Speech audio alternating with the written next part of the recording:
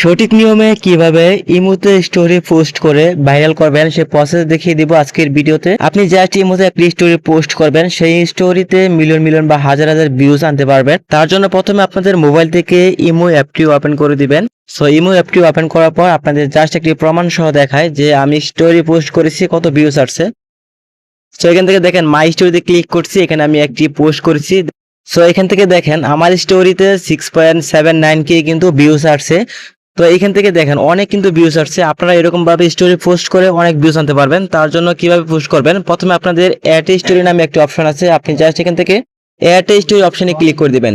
So add story click করার পর এখান থেকে আপনি ট্যাক্স লিখতে পারবেন। সো এখান থেকে জাস্ট আমি একটা ছবি আপলোড করে আপনাদের দেখাচ্ছি। দেখেন আপনাদের জাস্ট এখান থেকে ছবিটি ক্লিক করে দিবেন। ক্লিক করার পর আপনি নিজ দিকে দেখতে পাবেন এভরিওয়ান নামে একটা অপশন আছে, এই অপশনে ক্লিক করে দিবেন।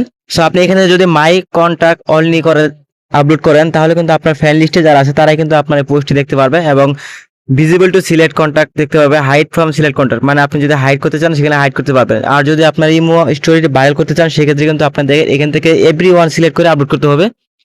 জাস্ট আপনি এখান থেকে এভরিওয়ান সিলেক্ট করে দিবেন, দেন তারপর এখান থেকে আপনি কিছু ট্যাক্স যোগ করবেন, দেন তারপর এখান থেকে পোস্ট অপশন দেখতে পাবেন, এই পোস্ট অপশনে ক্লিক করে দিবেন। সো পোস্ট অপশনে ক্লিক করার পর দেখতে পাবেন আপনার ইমো স্টোরিটি আপলোড হয়ে গেছে। সো এইভাবে আপনারা খুব সহজে ইমোতে স্টোরি আপলোড করে মিলিয়ন মিলিয়ন ভিউজ আনতে পারবেন। তো এই ছিল আজকের ভিডিওটি ভালো লাগলে অবশ্যই ভিডিওতে লাইক দিবেন। পরবর্তী এরকম ভিডিও পেতে এই চ্যানেলটি সাবস্ক্রাইব করে রাখবেন। ধন্যবাদ।